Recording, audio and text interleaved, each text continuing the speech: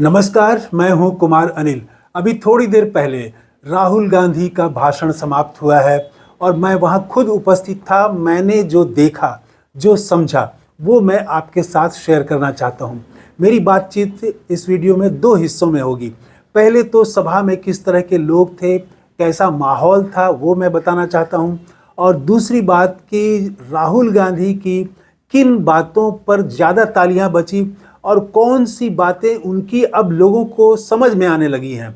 तो और इसी के साथ एक बड़ा प्रश्न ये है कि क्या राहुल गांधी को दलित और पिछड़ा अपना नेता मान लेंगे। ये बुद्धिजीवी सवाल करते रहे हैं कि राहुल गांधी लगातार दलितों और पिछड़ों की बात कर रहे हैं, लेकिन क्या वो अपना नेता, ये समुदाय अपना नेता राहुल गांधी को मान लेगा। इस पर बुद्धिजीवी शक और आशंका जाहिर करते रहे हैं। लेकिन मैंने जो यहाँ देखा वो भी मैं बताऊंगा और आप समझ जाएंगे कि क्या राहुल गांधी को दलित अब अपना नेता स्वीकार कर रहे हैं।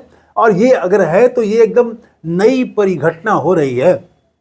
देखिए, सभा श्री कृष्ण मेमोरियल हॉल में थी और वो जगलाल चौधरी स्वतंत्रता सेनानी, उनकी जयंती के अवसर पर ये कार्यक्रम आयोजित था। पहले तो अगर डिटेल में जानना चाहें तो एक पिछला वीडियो आप देख सकते हैं जिसमें मैंने जगलाल चौधरी के बारे में विस्तार से बताया है। मोटी बातें, सिर्फ दो बातें यहाँ कहना चाहूँगा कि वो पासी जाति से आते थे और बहुत पढ़ने में बहुत तेज़ थे, बहुत गरीब घर के थे और वो मेडिकल की पढ़ाई के लिए कलकत्ता गए थे पढ़ाई करने।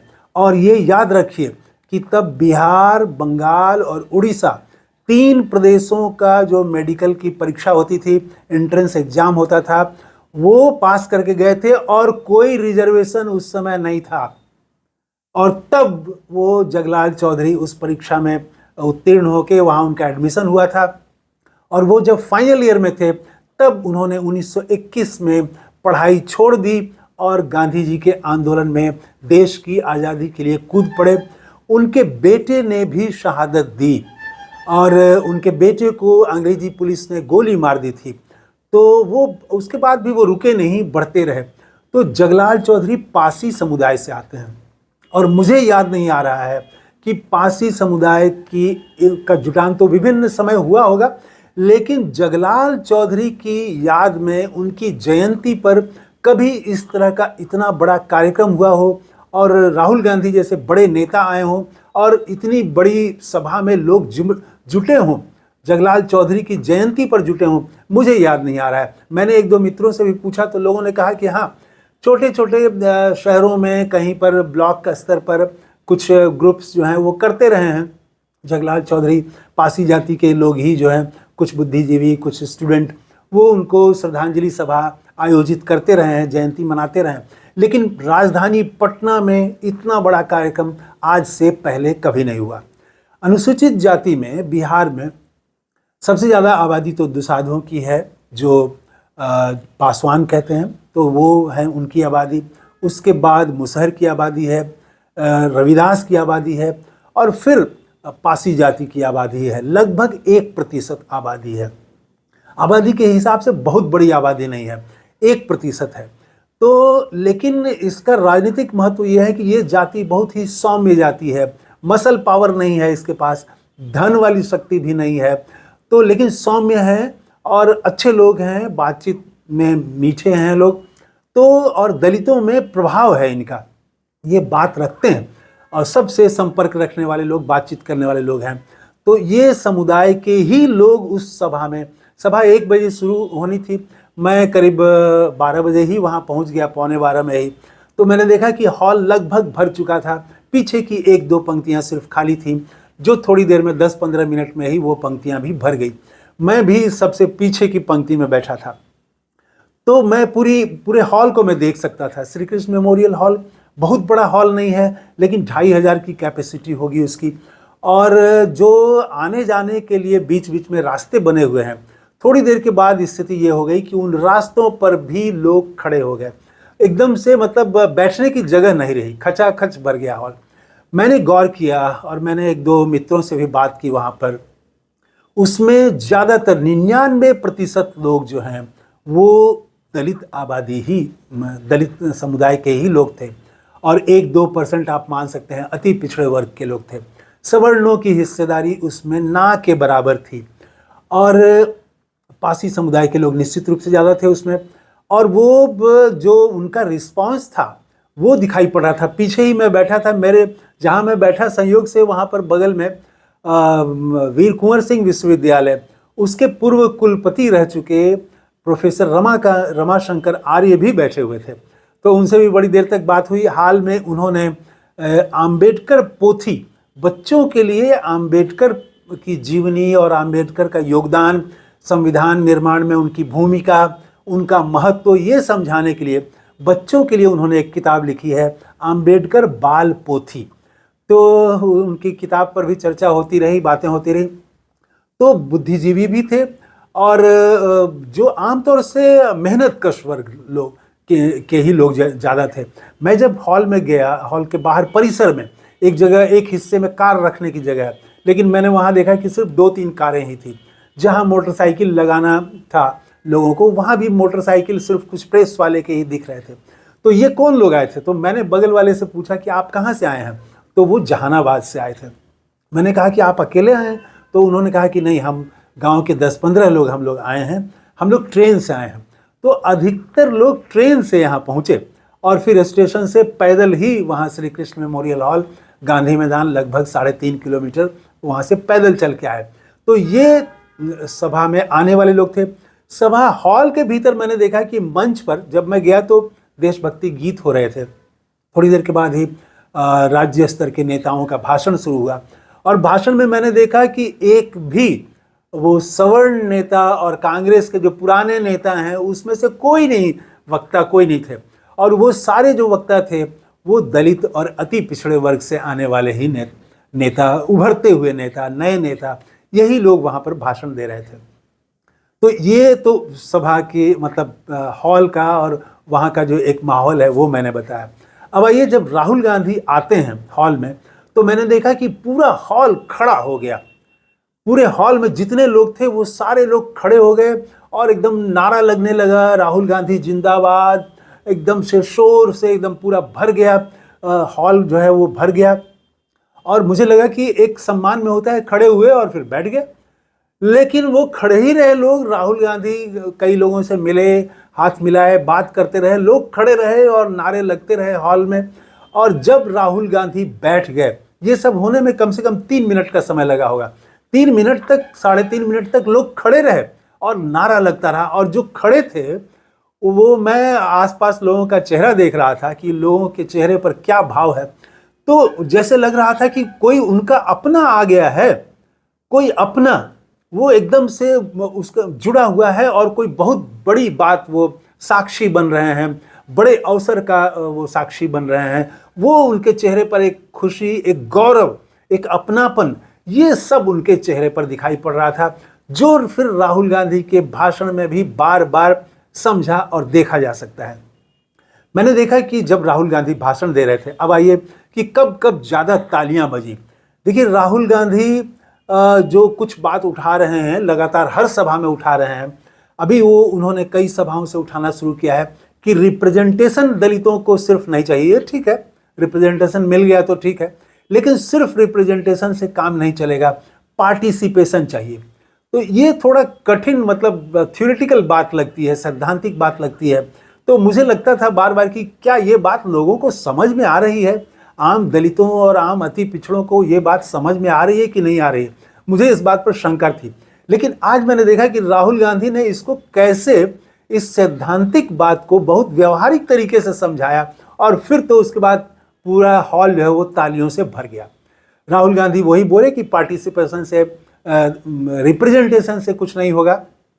ठीक है, रिप्रेजेंटेशन दीजिए, लेकिन एमएलए एमपी बना देने से, कितना टिकट दिया, सिर्फ इतना कह देने से ही कुछ नहीं होता है। आप किसी को मंत्री बना दें, उससे भी क्या होता है? मंत्री तो आप बना देते हैं, लेकिन पीछे जो है वो मुख्य अधिकारी आरएसएस का बैठा देते हैं। ये सब बात बोलते हुए लोग सुन रहे थे, लोग इतना देर तक ताली नहीं बज रही थी। लेकिन जैसे ही उन्होंने कहा कि मान लीजिए मंच पर सारे दलित और पिछड़े नेता बैठे हुए हैं, इनको हम मंच पर बैठा देते हैं, सामने कुर्सी पर बैठा दिए, लेकिन ये फैसला ये नहीं ले सकते हैं, फैसला पीछे कोई और बैठा हुआ है वो ले रहा है, तो इनको हम सामने मंच पर बैठाने का क्या मतलब है? ये जब राहुल गांधी ने कहा तो पूरा हॉल जो है वो तालियों से एकदम भर गया। तो उन्होंने ये वो जो पार्टिसिपेशन वाली बात को बहुत अच्छे से समझाया। फिर कहा, एक आदमी ने सवाल भी किया था सभा में कि जब राहुल गांधी शुरू में बता रहे थे कि किस तरह से एक अन्यायपूर्ण स्थिति है देश में दलितों और पिछड़ों के लिए, और कैसे जो है वो विभिन्न संस्थाओं में वो दिखाई नहीं पड़ते हैं, तो किसी ने कहा कि भाई तो कैसे क्या होगा, आगे क्या होगा? तो राहुल गांधी ने कहा कि वही तो बताने मैं आया हूँ।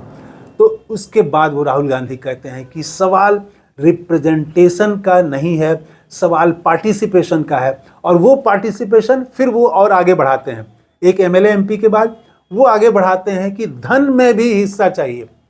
अब वो कहते हैं कि कितना धन है, और फिर वो जो हर बार बोलते हैं कि जीएसटी हम देते हैं, लेकिन जीएसटी का सारा पैसा जो है वो कुछ मुट्ठी भर हाथों में जा रहा है।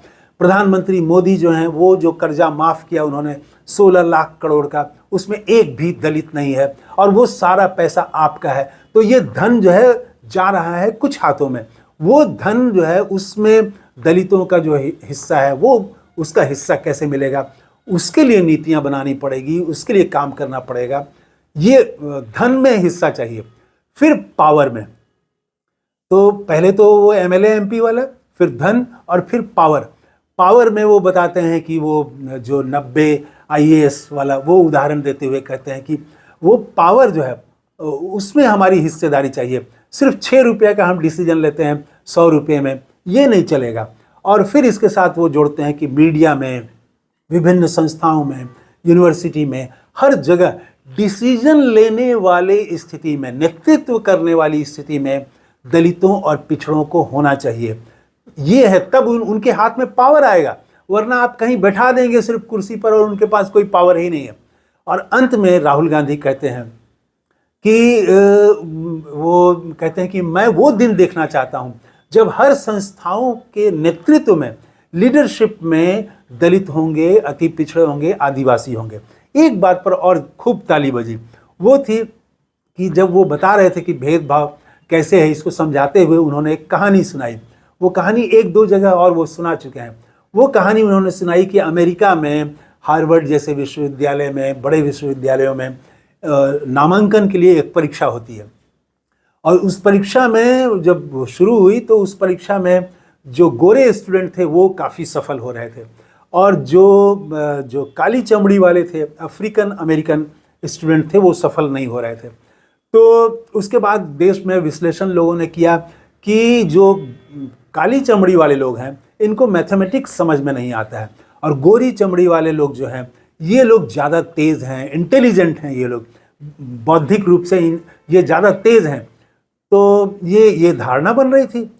उसके बाद जो एग्ज़ाम लेने वाली कमेटी थी उसने ऐसा कर दिया एक बार कि जो प्रश्न पत्र था, प्रश्न पत्र तैयार करने का, डिज़ाइन करने का काम जो है वो दे दिया एक अफ्रीकन अमेरिकन को, मतलब सांवली और काली चमड़ी वाले को उन्होंने दे दिया। तो इसके बाद में जो परीक्षा हुई तो उसमें सारे गोरे फेल हो गए। अब ये जो उन्होंने कहा तो पूरी ताली बजी इस पर।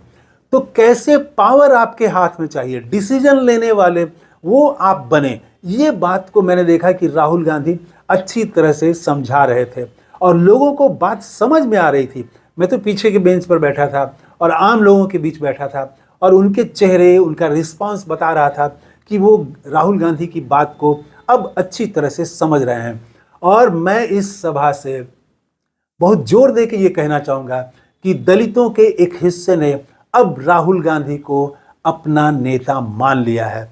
पिछड़ों ने अभी माना है कि नहीं, ये तो मैं दावे के साथ नहीं कह सकता, क्योंकि वहाँ अभी बड़े बड़े नेता हैं उत्तर प्रदेश में, बिहार में। लेकिन दलितों में आज मैंने जो देखा, खास करके पासी समुदाय में, और इसके लिए चिंता नीतीश कुमार के लिए होगी, क्योंकि ये जो आधार है, ये जो पासी जाति है और रविदास जाति खास करके, फिर माझी, मुसहर, ये जातियां मुख्य तौर से नीतीश कुमार के साथ थी। यहाँ एक जो सबसे जो ताकतवर जाति है, वो विभिन्न चीज़ों में वो सबसे ज़्यादा आगे बढ़ी हुई भी है, वो है पासवान जाति। पासवान कभी नीतीश कुमार के साथ नहीं रहे, वो रामविलास पासवान के साथ थे, और फिर उनके बाद जो है उनके बेटे चिराग पासवान के साथ हैं। लेकिन पासवान जाति को छोड़ के बाकी जो दलित समुदाय है वो नीतीश कुमार के साथ था। नीतीश कुमार को अपना नेता मानता था मुख्य रूप से। ऐसे तो उसका कुछ आधार कुछ जिलों में राजद के साथ भी रहा है, लेफ्ट के साथ भी रहा है, लेकिन मोटे तौर पर वो नीतीश कुमार के साथ था। और ये आज की जो सभा हुई तो पासी समुदाय के लिए तो एक नैरेटिव तय हो गया, एक दिशा तय हो गई और इसका झुकाव अब कांग्रेस की तरफ बढ़ेगा और नीतीश के लिए ये चिंता की बात है। इस वीडियो में इतना ही। थैंक यू, धन्यवाद, जय हिंद।